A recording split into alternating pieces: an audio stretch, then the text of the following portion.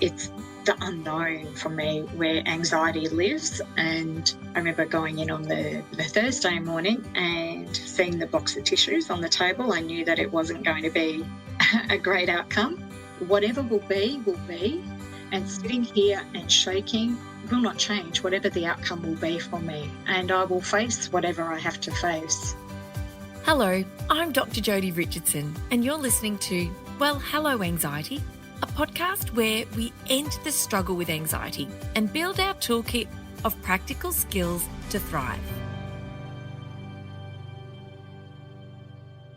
Hello, and welcome back to another episode of Well, Hello Anxiety. I'm really excited to introduce today's guest, Jane. Jane and I are going to be having a chat about what it's like to live with anxiety and share a little bit about our experiences. In particular, I'm really interested to learn more about Jane's experience with anxiety. So, Jane, welcome. Oh, thank you. Thank you for asking me to be here.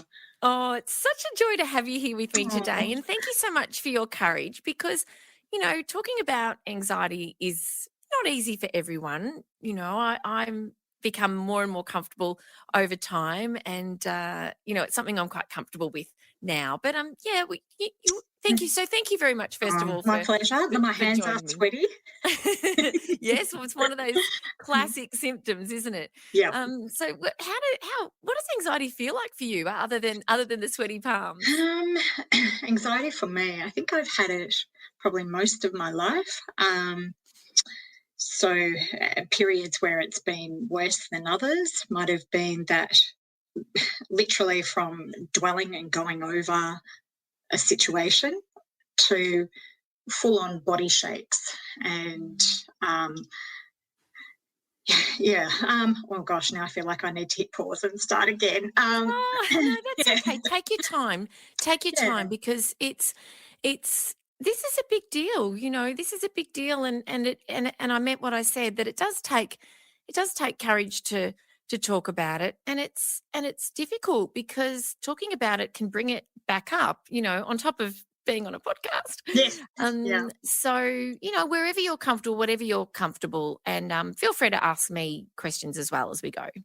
Okay. Yeah, probably as a young girl, I suppose growing up in a family where, now looking back as an adult, I see that probably both my parents had anxiety and they had their own mental health issues. But as a child, you don't really identify that your parents have a problem. So I think I always, you know, in lots of ways, I became almost a parent to my parents. So I would be often anxious and worried about them, worried if my mum was going to be safe, and just always having that heightened awareness. And I actually even remember my dad saying to me that I'm a bit like a cat. I fall on my feet because I'm always prepared. And I think really that was probably a way of maybe him identifying that I was really anxious, that I was always at a heightened state.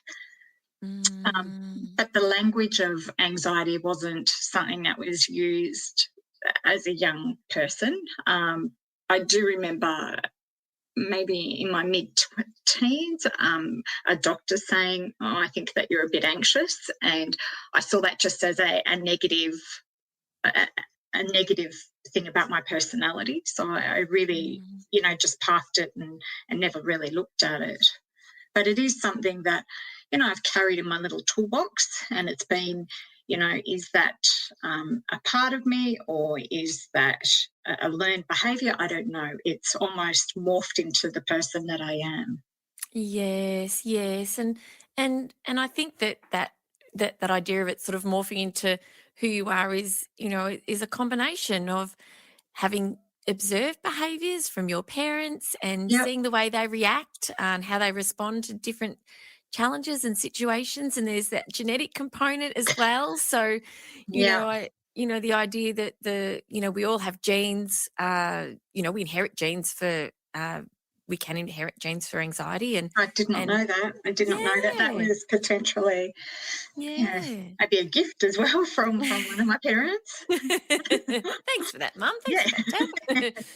And it is, and it's interesting how you said, you know, that you felt that you were almost needing to parent your Yep. parents, and could you tell us a little bit more about what that was like, or what circumstances would you feel that you'd need to kind of step in and kind of step up? Well, both my parents were like new Australians. Yeah, my father not having English as a first language. So I think that, them coming together, there would have been like a lack of basic communication in some ways. And, I think then they've settled in a new country and all of a sudden they're presented with me. So,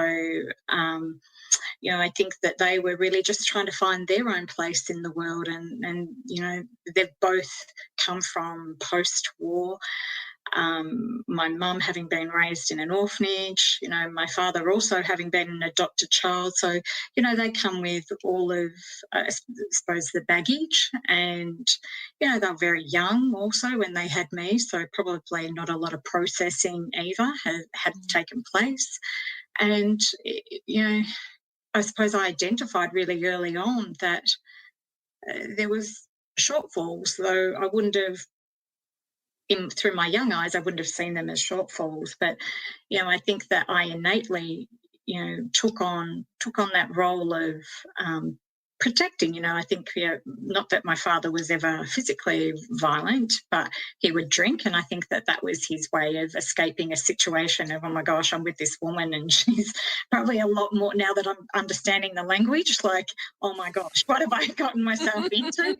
And now I've got a child, and so I think that a lot of that I would, be on the lookout for my mum and feel like I needed to protect her. So that would mean that, I'd lie in bed at night, worried that my dad was going to come home from having been out drinking. And my mum would also turn to me as a confidant. And, I was only maybe 6 or 7, like very, very young. So, and I suppose because she didn't really have anyone, I was who she had.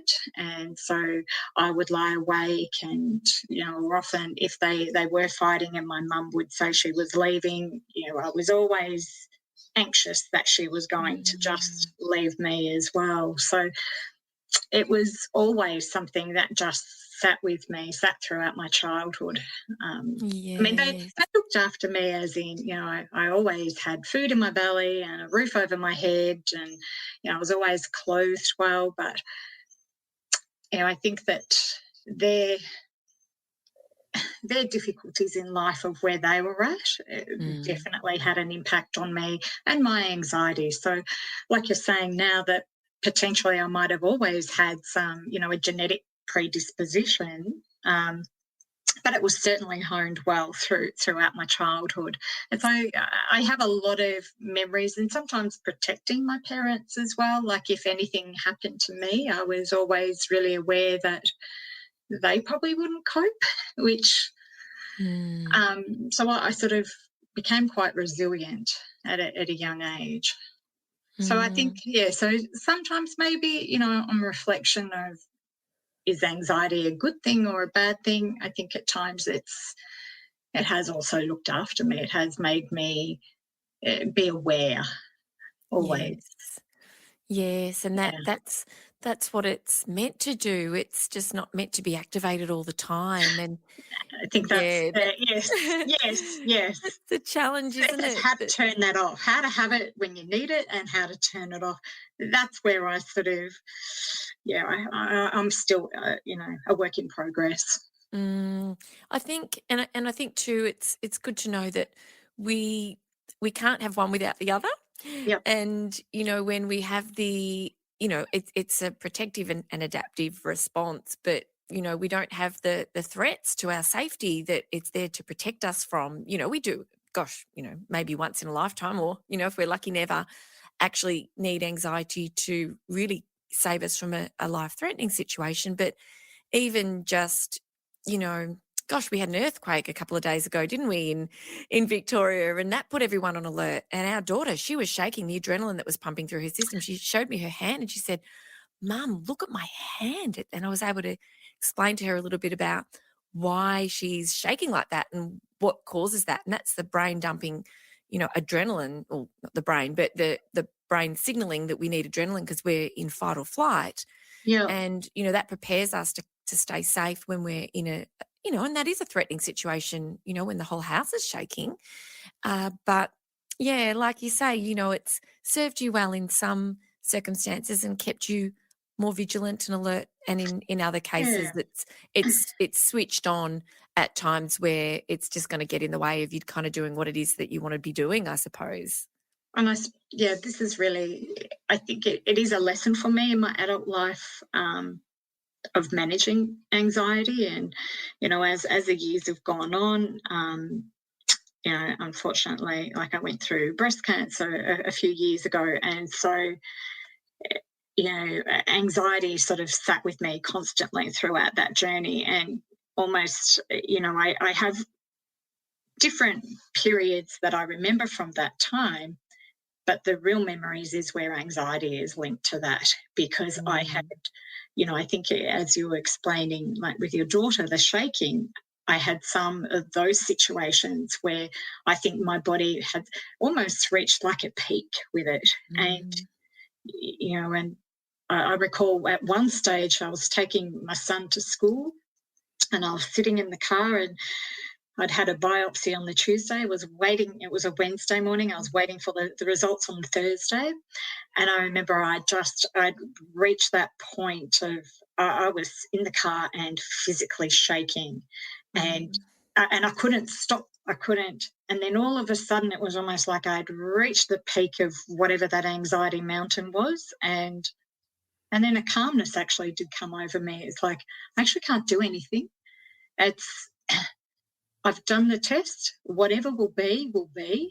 And Mm. sitting here and shaking and will not change whatever the outcome will be for me. And I will face whatever I have to face. So, and I don't remember before that part or after that part, but I remember it was a pivotal turning point for me of, I can either completely flip out with this, or I have to put my head in a different spot, because I will probably have a heart attack or whatever if I let my body still keep jumping and thumping with this adrenaline. Gosh. Oh, look, and this was at the start of this journey, was it? This So that was was the start. So that was right in between of going in to get the results. It was the Wednesday morning. I was going in on the Thursday, and I just remember, that with that clarity, it's like, I cannot do anything. I cannot make a change. Mm. Whatever I'm going to be faced with, I'm going to be faced with. And falling to pieces right now when I don't know the outcome, even though I sort of had a gut feel, it wasn't going to do anything. It wasn't going to change Mm. my outcome. So, and I had a few points like that across the journey. And yeah, I think it's because I'd actually reached like a maximum point of where anxiety was going to take me. Because Yes. it was the shaking, it was the sweating, it was that incontrollable, I don't know, shuddering all the way through, Yes. Oh crying. gosh. Oh, Yeah. all of those physical symptoms and signs, and it sounds to me like, and it is, for us as women, it is, for anyone who's had a lump or a biopsy Yep. or a mammogram even, Yep. there's that waiting and that, and it sounds to me like you got to a point where whether or not you were able to sort of at the time step back, because chances are the part of your brain that helps you think rationally was not available to you, Mm. because that part of the brain does sort of shuts down while we're highly anxious because we're sort of in survival mode. But something inside you was able to say, what's in my control here? What's in my control and what's not in my control? And you obviously realized that I just have to, I guess you were, would it be reasonable to suggest that you were starting to sort of play around a little bit with the acceptance of the situation Maybe, for what it was? maybe, Mm. but I liken it in my head to almost like a mountain. I had the anxiety had taken me right up to the peak of my internal mountain, and Mhm. there really wasn't anywhere to go. That it Mm. was, I have to find peace with it. I have to come down. Like the shaking, nothing is going to change that outcome. So maybe that is that rational part of my mind sort of slipping in and going, you can't change anything, but Mm. you'll also be okay. Like it's one foot in front of the other kind of thing. Yes. Were you given any after having the biopsy, were you Yep. given any strategies? Was your mental No, health addressed? No. no, no. And look, that probably would have been really good because, I remember getting the call back and then going in, and they say to you, look, look at the stats are probably completely wrong, but there was something like, 1 in 10, or is it? It doesn't really matter what the stats were, but most people who get called back are okay. They find that it could be maybe a little bit of calcium, or it's the imaging hasn't been, correct. And so you get taken into like a little room, a waiting room, where you're sitting with other women and we're all gowned up. And then one by one, I was watching them all leave, but I Mm. wasn't. I wasn't leaving. And so, starting off with maybe a room full of 10 women who had all been called back because there had been something, then down to one, and it was me. So, Mm. um, I was already at a bad state then. And, I remember then when they called me in, they said, look, we want to do a biopsy. This was after they took the image and she showed me straight away. Like, and when she went quiet, the radiographer, I knew that something was happening. And then, I was taken into the room and they wanted to do a biopsy. And I remember the doctor who came in and he was just saying, look, I think you've got a guardian angel here that this has been found. And I remember saying to him, if I had a guardian angel, I wouldn't be here. And Yes. and then you're sort of just sent away. So there's nothing, I suppose there's really nothing that they can even probably say, because at that point, even though they might think, oh, this isn't looking great for her, they don't have the pathology. And Mhm.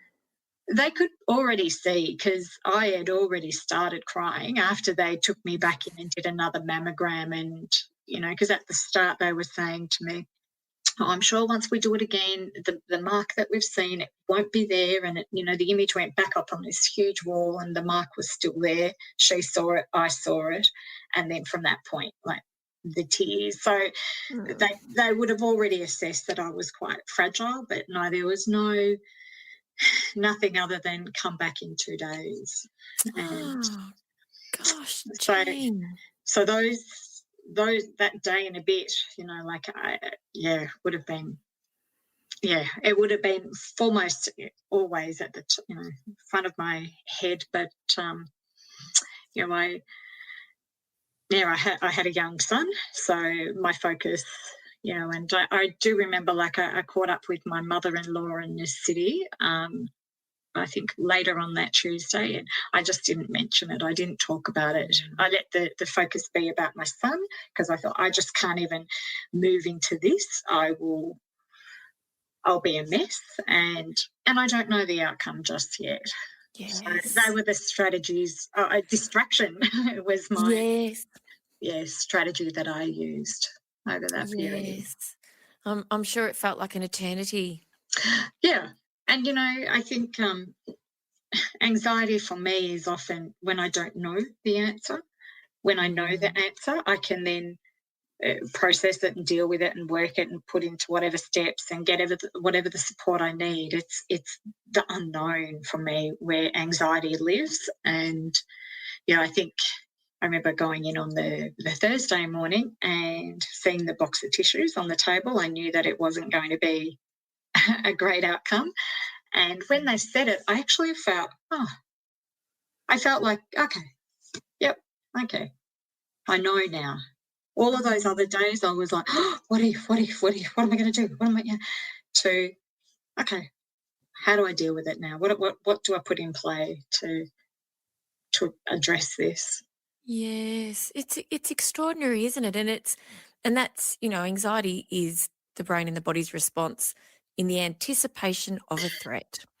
And Yep, so once the threat, well, you'd sat down and you'd been told the news, which you, like you say, you saw the box of tissues and you had predicted. And it's amazing that you had that definitive answer and that you're like, okay, my next, okay, I'm into problem solving mode. I'm Yeah, solutions focused, and what do I do next? yeah. Um, I mean, there were and moments, sorry, no, go. um, all the way along where, um, anxiety did come in when, um, I felt things were out of control, or, I did get really sick, with after my first chemo and ended up in hospital, and I was forgotten in a room there in the hospital, and Oh,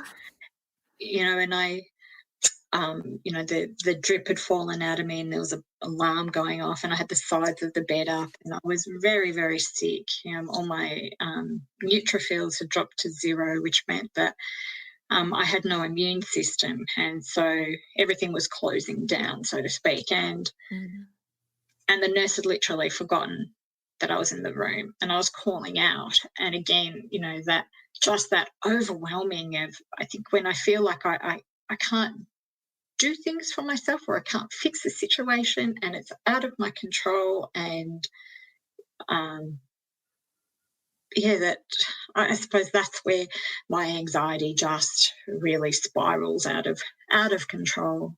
I can, I can only imagine how hard that would be, and not only to be in hospital feeling dreadfully ill, unwell, having treatment for breast cancer, and then to feel as though you've been parked somewhere and things are going wrong with your equipment and nobody's around. I mean, it just adds insult to injury, doesn't it? And Yeah. control is something we like to have, and we do need that agency, especially in Yes. our care, I think, when we're not well. And I wonder, I'm curious to know around when this was, and if you would anticipate, or if you know women who've been through a similar journey, and if things are different now.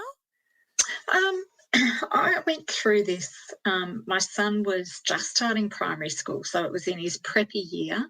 It was right at the start. So, and in some ways, maybe that was a good focus for me, because it was all about my son, and then it was also leading up into that first block of school holidays. So I didn't want his time impacted. So I was really busy with trying to keep a schedule that his life would be as normal as possible. And I didn't want him involved with the hospital, or any of that aspect. I think, and I have met a few women now. I think that the journey, it's not a smooth journey for most women. So, I went through the public system and they were absolutely awesome. Like, it Mm, was, a big shout out, and it wasn't that the hospital that I was going through that I ended up in. It was, I went through an emergency department because I was crashed at home.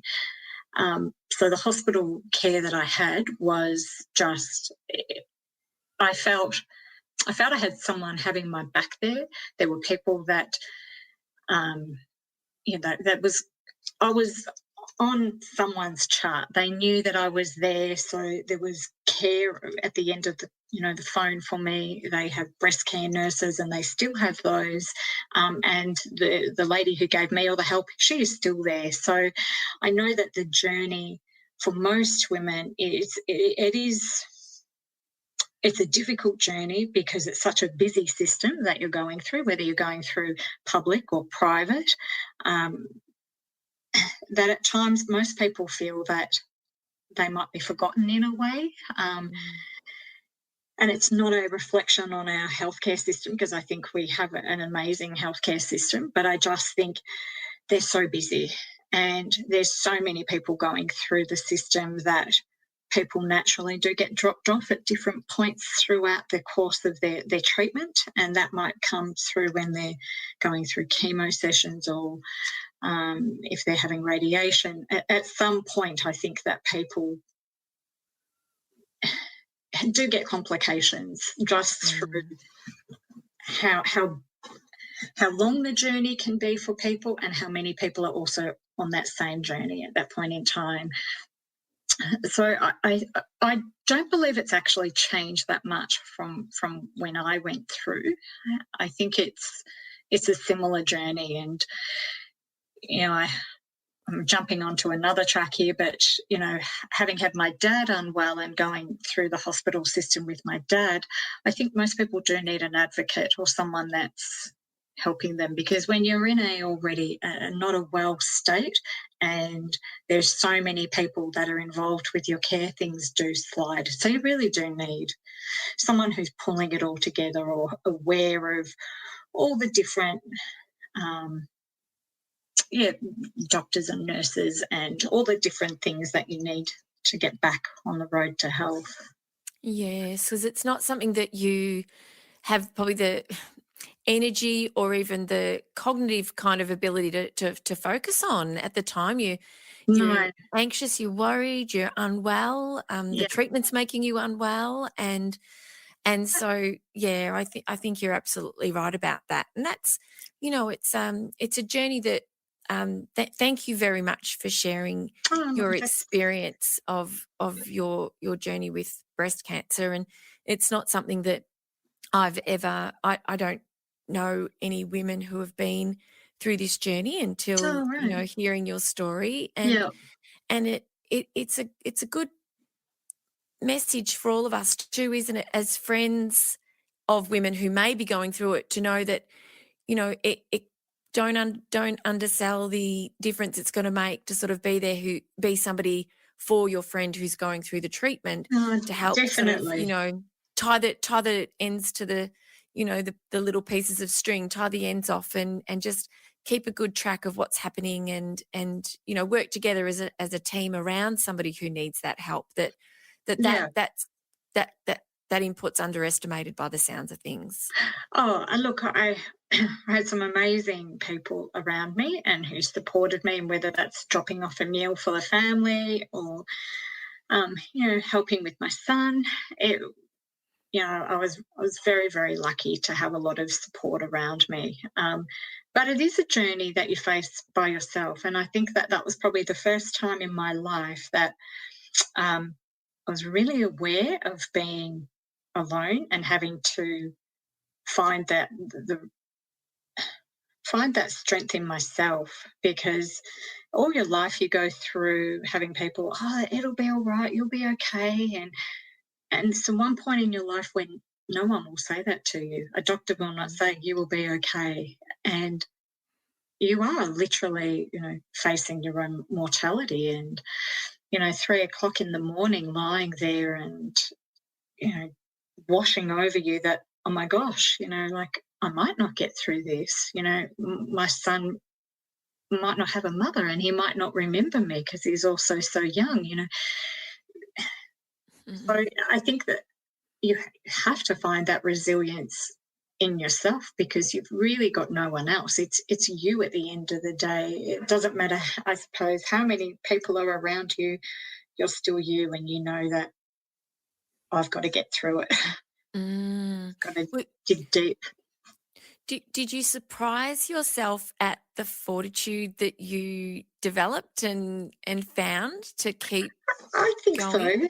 I think so, and I also became really clear on, as I touched on before, like some of the difficulties with my parents and their mental health challenges, particularly, with my mum. I actually then closed closed her out of that time period for me, because I just knew I couldn't deal. My coping mechanism is up to here, that I just could not take anything on. And I made it very clear. So she would, sometimes ring me up, and unfortunately, she liked to share with me other stories on breast cancer, but people who hadn't made it. And so I would just answer my phone, and I'd say, don't talk to me about anyone being sick. Do not talk to me about returning to work, because they were the two things that she just sort of would always keep talking to me about. And so she would only start off, and then all of a sudden, bang, are you going back to work? And I would just say bye and hang up. And I've never in my life had that ability to switch off from her before. I would always get pulled into her anxiety, my anxiety, and get upset, and the backwards and forwards of with that dialogue, and it just became a no. Like Yeah. you don't have that. You don't have that excess energy to be putting into that. But I made it really clear, if you're going to talk about this, no. And Mm. so, I was strong, and I just met everything head on. And for me, it was, I made further decisions for my health that, for me, it was a no-brainer. Like I decided to have a mastectomy, and that was a lot of conversations, and lots of people telling me no, they probably wouldn't do it. And even one doctor, when I spoke with her, she just said something along the lines of, French women don't lose their breasts. And I was, well, I'm not in France, and that's her opinion. Mm. And if it comes back, I can't actually say to her, but you told me. I'm thinking, I actually have to make my decisions for myself and live with them myself, or otherwise that anxiety will rise in me because I'll have taken someone else's decision and made it mine. And I knew that I had to make it mine. And, so I made some really tough calls, but I felt peace with them because they were what I needed to make for me, because I just thought I would not have the coping mechanism to move on from this and not be living phobic about what is happening again in my body. Mm. Yeah, and that's the way anxiety works, isn't it? If there's that little bit of doubt, Yeah.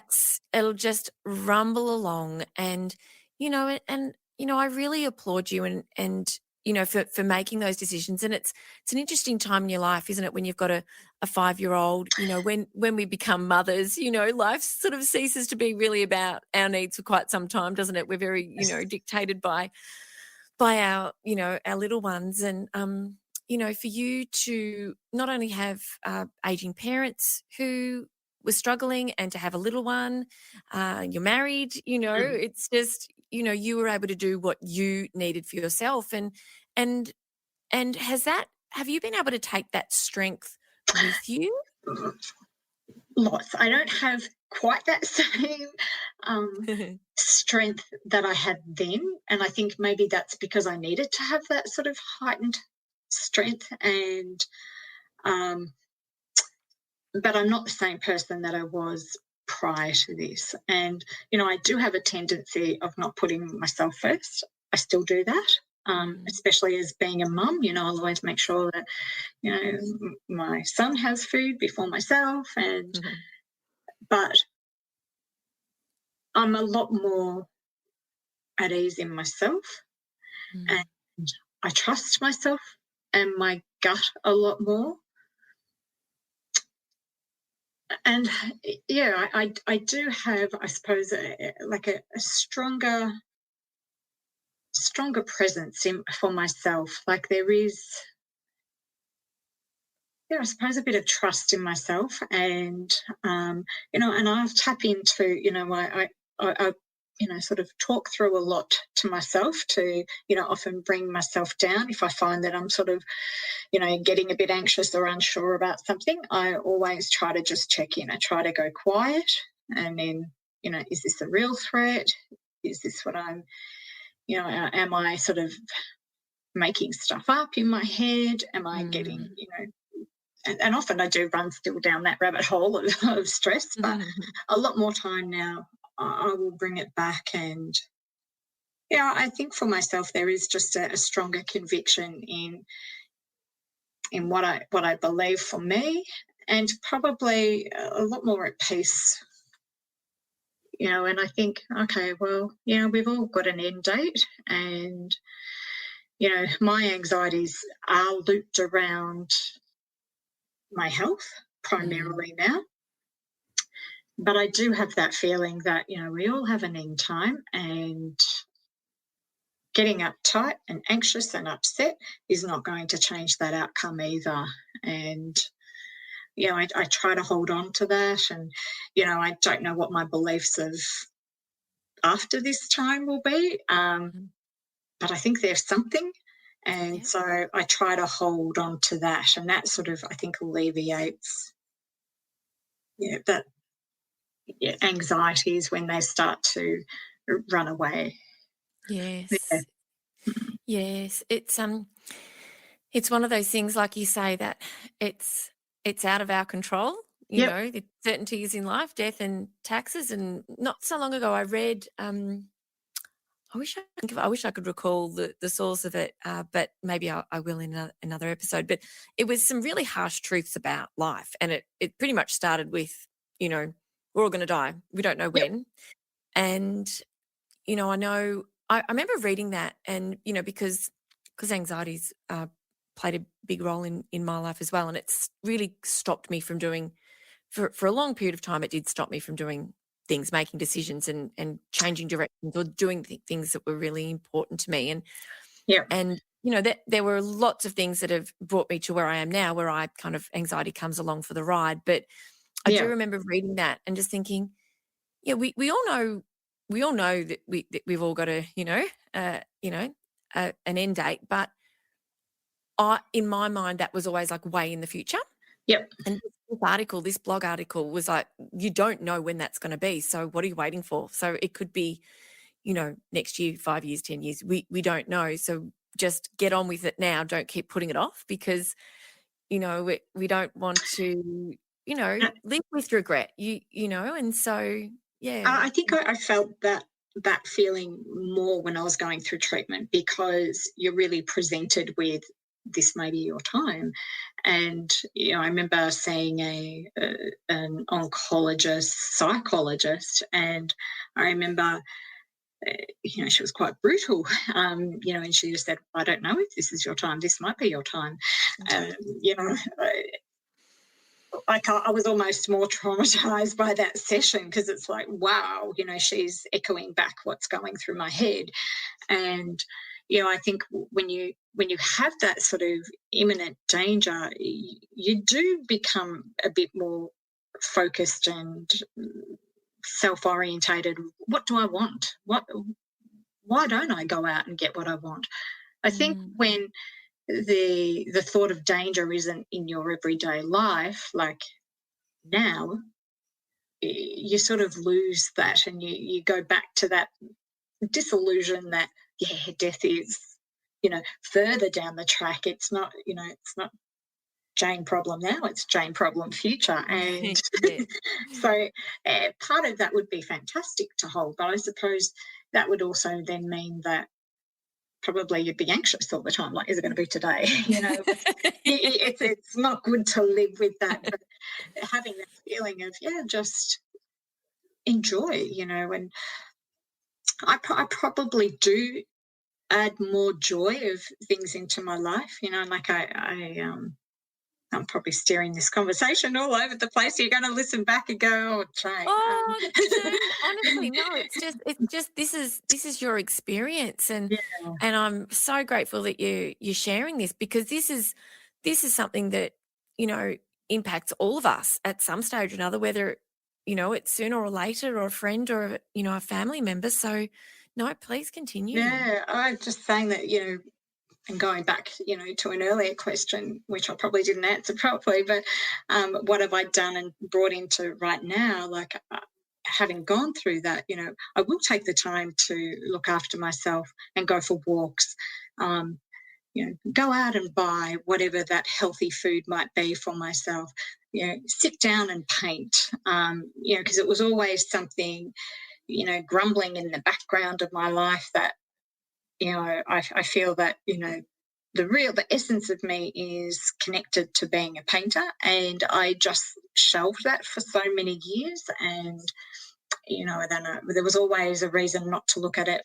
And then, yeah, I pulled out my paintbrushes and my paint, and would sit down. And, I think painting for me and going for walks, which are two practices I try to do daily now, is my meditation, and it's my way of keeping anxiety at bay. Because when I'm doing something like painting, or learning a language, that is what I am doing. I cannot, my headspace cannot go grasping at the what ifs, what ifs, what ifs, because all I'm doing is focusing on what's in front of me. So some of those Mm. practices have really been a shift for me, and I've allowed myself now to have that time to do that.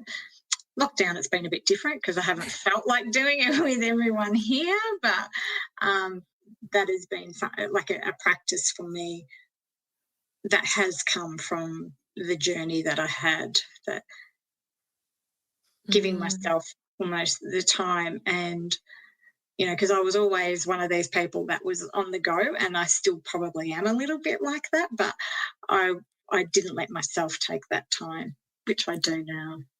Yes, I love that, and it sounds, there's such beautiful mindful practices, aren't they? And when your mind is in the moment, we're not doing all of the rumination over what might have happened or what's to come, and the exercise obviously makes a huge difference for you to get out and walk, and were these are things that you arrived at yourself by the sounds of things.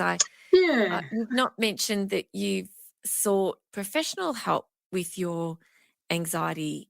Is that a reasonable conclusion I've drawn there? No, I do have a doctor who's now become. Um, I would see her as a friend. She might still see, I know that she still sees me as a patient and someone who's needing assistance. So we catch up every fortnight, and um, prior to lockdown, like we would just, cut laps around an oval. Um, and she just lets me talk. And she's a doctor and she's a counsellor. And so she's been just absolutely wonderful, because when there's also been those physical things, because even though I no longer have, I suppose, the breasts that are an issue, I've always had the concerns of secondary cancers and so forth. So any aches or pains or lumps or bumps, she's also been just really wonderful. I mean, I have my GP as well, but I can say, oh, there's this and this and this, and she'll often just look at me and go, Jane, that's called getting old. And so What a great she friend. just sort of helps level out those, and has just been an amazing sounding board, for me, and just helps me pull all the pieces that sort of keep rumbling around in my head, and then when I add on, oh my goodness, I've got a pain in the left side of my body or whatever, and she's just, okay, that's that, Jane, that's that, and that's a bit of indigestion, like, so she Yes. just helps me with doing that. So yeah, I have had her guidance for many years. Mm. As I said, she's no longer working really, so I feel really honoured that she still, you know, likes to catch up with me, or does catch up with me, and Yes. yeah, it gives me that opportunity to download. And then, Yes. there's some beautiful people that have come into my life, and you're one of them. So just having, um, yeah, I suppose people that I can connect with, like some real friendships, like that's been important to me. And um, yeah, that I did see that one psychologist that I was saying, and I was actually quite scared. So Mm. I think I might have gone for like 2 sessions, and she did give me, the tips of downloading some sleep guided meditations, so that Yes. at the 3 o'clock in the morning mark, when everything was much more heightened for me and you can't do anything because everyone's asleep and you can't talk to anyone, I would be able to play those. So it was wonderful, that part of it, but I found the brutalness of the dialogue, it didn't help my brain. It just Mm. it just heightened all my fears of not being here. So, Yes, yes. It's got to be the right fit, doesn't it? yes. It's so important, and that relationship that you have with that person is pivotal to your therapy being successful, and to you, Yep. being able to heal and manage and develop new skills. And when it feels like that from the get-go, and you're bristling from the very first conversation, then it's the writing's on the wall there, isn't it? It's Yeah. yeah, I but knew you've that that wasn't the avenue for me. no, no. And so, fasting forward, I'm tongue tied. Fast forwarding to now, Yep. and we've got a little bit of light at the end of the tunnel, but we've been in lockdown here in Victoria for a long time, and Yep. working from home. And I know a lot of your work's sort of been postponed, paused, not certain jobs within your work have been Yep. paused and postponed and the like. And do you feel as though you sort of well equipped to sort of cope with the uncertainty that we've been living through over the past, gosh, 18 months? I think I feel really blessed that we live in the part of town that we do. Um, Mm, and that we still have access to, walking and being in nature and, living so close to so many beautiful things. So, I've tried not to feel the, confines of lockdown too much by going out for walks and still going and, breathing in the fresh air and looking at the trees and nature and all around me has been challenging with homeschool. And I think mm, that that's probably riled my anxiety more over this period of time than anything else. I find that really challenging because I'm not a teacher and I really don't have the skills because I just think just do it. Um, and that it tactic works for hasn't Nike. worked for me all that well. So I think that that's probably more so. I probably am. Maybe I'm a bit more of a conformist that I've been okay with living how we've been living because I don't feel that I still can't get out and do what I want to do and be where I want to be around here. Um, but as far as the additional burden of playing teacher, that has really pushed all my buttons for me. Mm. I think we've all got a newfound appreciation, haven't we?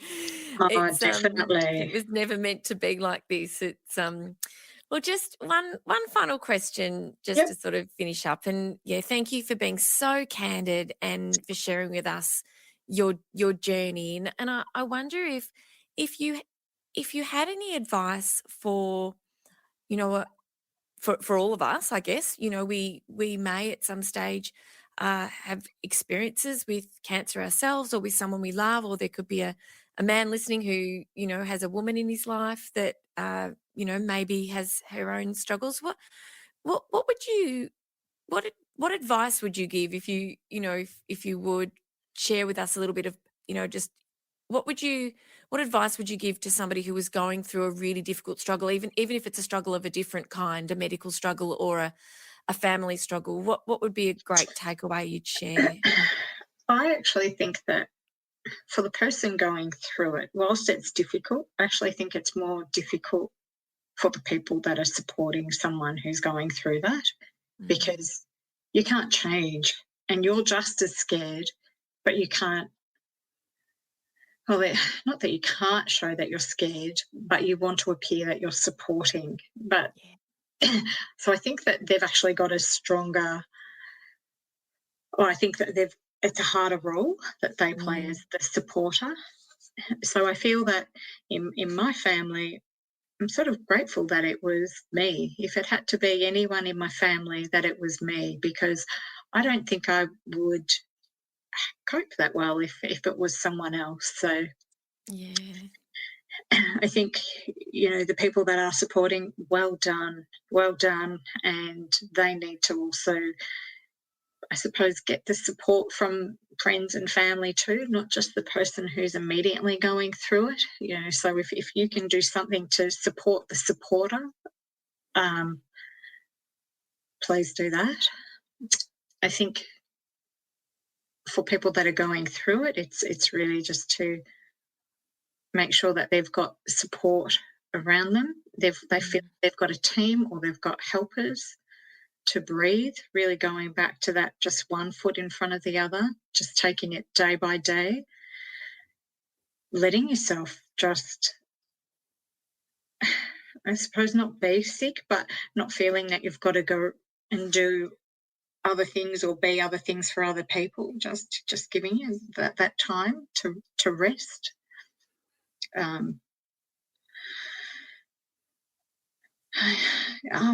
really don't know, other than, like, anyone that I've known who's gone through it, I just reach out and just want to give them a hug, because I know how shit it is, Yeah.